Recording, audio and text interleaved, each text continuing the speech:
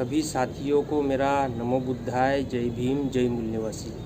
साथियों, मुझे एक घटना याद आ रही है। घटना कहे या मतलब मेरी मेमोरी में है। मैं एक बार ट्रेन से आ रहा था, तो जिस कंपार्टमेंट में जो मेरा रिजर्वेशन था, तो वहाँ एक और फैमिली थी जिनकी सीट बुक थी। उसमें वो पति पत्नी और दोनों बच्चे थे, और वो किसी संत के वो भक्त थे। तो आपने पीके मूवी देखी होगी, उसमें जो वो हीरोइन रहती है, हीरोइन का पिता जो होता है वो हर जगह पे वो जिस संत को फॉलो करता है, जिस महाराज को फॉलो करता है, तो उसके बैग के ऊपर उसी का चिन्ह, उसके बाथरूम में तो उसके दरवाजे पे, तो उसके गाड़ी पे, सब जगह उसका फ़ोटो लगा हुआ रहता है, ऐसा आशीर्वाद दिया हुआ। पीके मूवी में आपने देखा होगा, अनुष्का शर्मा का जो पिताजी रहता है वो बहुत बड़ा भक्त होता है, और वो सब जगह जो है उनकी फ़ोटो और हर काम उनको हाथ जोड़ के और नमन करके करते हैं। तो सेम टू सेम वैसी फैमिली थी। तो वो पति पत्नी थे, दो बच्चे थे उनके, जो 10 या 11 साल के 12 साल के रहे होंगे।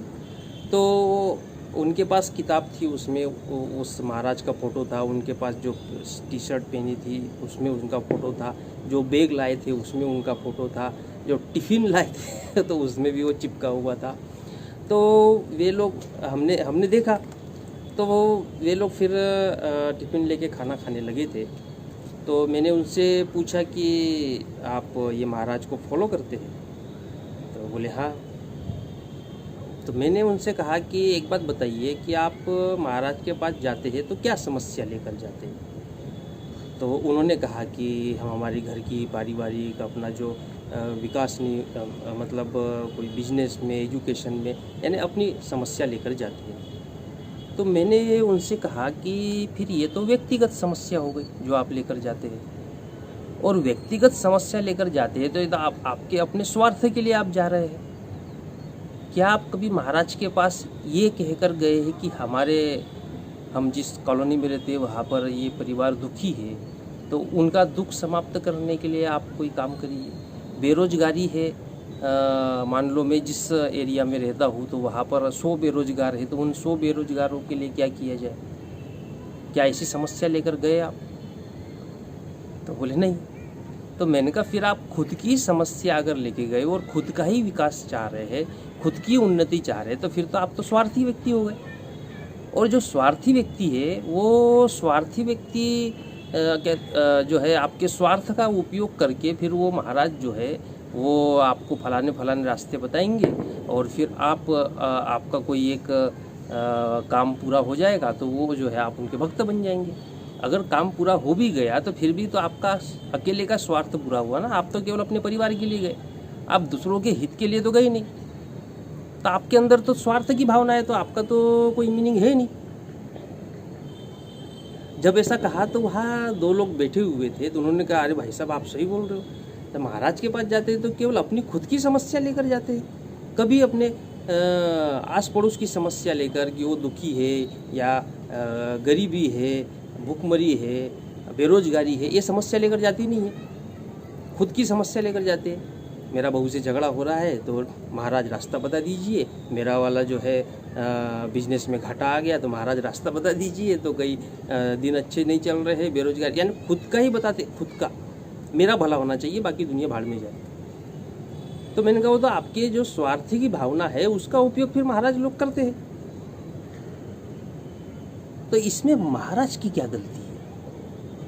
ऐसे तो बहुत सारी कंपनियां हैं जो आपको बड़े बड़े सपने दिखाती है, लालच दिखाती है, और थाईलैंड घूमने जाएंगे, मलेशिया घूमने जाओगे, फिर नेटवर्क मार्केटिंग में जुड़ जाओ, ये कर लो, इतने पैसे लगाओ। तो आप तो अपने स्वार्थ के चलते वहाँ फिर पैसे भरते हो ना। तो जहाँ आपने अपना लोभ, अपना स्वार्थ जहाँ देखा, और आपके स्वार्थ का अगर कोई उपयोग कर रहा है तो फिर वो उपयोग करने वाली क्या गलती है? वो तो आपकी गलती है, आप स्वार्थी बनकर गए। आप कौन सा लोगों की भलाई के लिए वहाँ पर महाराज के पास गए थे? तो मैं इस बात से आपको ये कहना चाहता हूँ कि तथागत बुद्ध ने जो बात कही थी कि सारे दुख का जो मूल है वो चित्त में है, ये अभी कुछ दिनों पहले मुझे समझ में आ रहा है, जब मैंने इस तरफ अपना सोचने का तरीका बदला। ये अपने चित्त के ऊपर निर्भर करता है। इसलिए बुद्ध ने कहा कि सारा जो फोकस है वो चित्त पर है। तो ये जो हमारा अगर चित्त स्वार्थी रहेगा तो आपका तो उपयोग कर लेगा, लोभी चित्त रहेगा तो आपका तो कोई भी उपयोग कर लेगा। तो ये जो जितने संत महाराज वगैरह जो हम देखते ना, इतने लाखों की भीड़ आ रही है, ये हो रहा है वो हो रहा है, सारा दिखाई देता है। उस भीड़ में जो लोग रहते हैं वो खुद के स्वार्थ के लिए वहाँ जाते हैं, खुद का स्वार्थ सिद्ध करने के लिए जाते हैं। मेरे घर का अच्छा हो, मेरा अच्छा हो, मेरे बीवी का हो, मेरे बच्चे का हो। और अगर कुछ गलत अगर है भी तो किसके खिलाफ भड़काते, तुम्हारी सास गलत होगी, तुम्हारा भाई गलत होगा, तुम्हारा रिश्तेदार गलत होगा। तो बहुत ही छोटी बुद्धि के लोग हैं। तो ऐसी छोटी बुद्धि के अगर लोग रहेंगे तो महाराज लोग तो उपयोग करेंगे। तो मूलतः अपने चित्त में बदलाव करना चाहिए। तो ये जो स्वार्थपना का जो चित्त है, इसको अगर हम बदलाव करते हैं तो फिर आपको ये सारा जो चल रहा है ये साफ साफ दिखाई देने लग जाएगा। इसलिए तथागत बुद्ध ने चित्त के निर्मल करने पर सारा जोर दिया था और उन्होंने कहा था कि मेरा जो धम्म है ये प्रत्येक मनुष्य जो एक मनुष्य है उस मनुष्य को ध्यान में रखते हुए धम्म के सारे सिद्धांत अपने बनाए। तो सारे जो दुख है उस दुख का मूल चित्त है।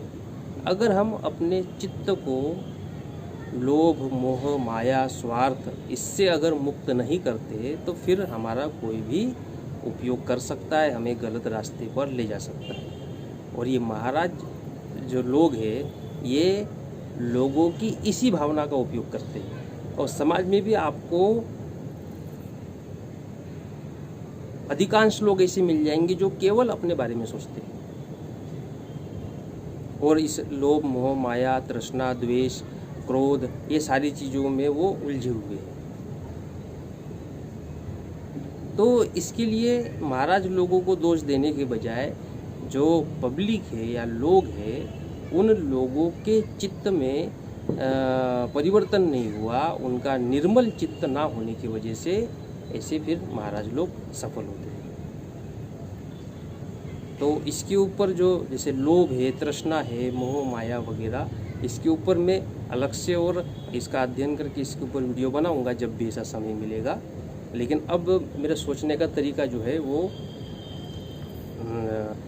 चित्त के ऊपर ध्यान रखते हुए अब सोचने का तरीका जो है उसको उद्देश्य बनाकर जो बुद्ध ने जो प्रवचन दिए उन प्रवचनों का विश्लेषण करेंगे। तो ये छोटी सी बात मुझे याद आई थी जो ट्रेन में हुई थी। और जब मैंने कहा कि आप तो अपने स्वार्थ के लिए महाराज के पास गए, आप दूसरों के कल्याण के लिए नहीं गए, तो उसके पास में फिर इसका कोई जवाब नहीं था। वो चुपचाप उन लोगों ने खाना खाया और सो गए। तो आज के इस वीडियो में यही बताना चाह रहा था। सभी साथियों को मेरा नमो बुद्धाय, जय भीम, जय नीलवासी।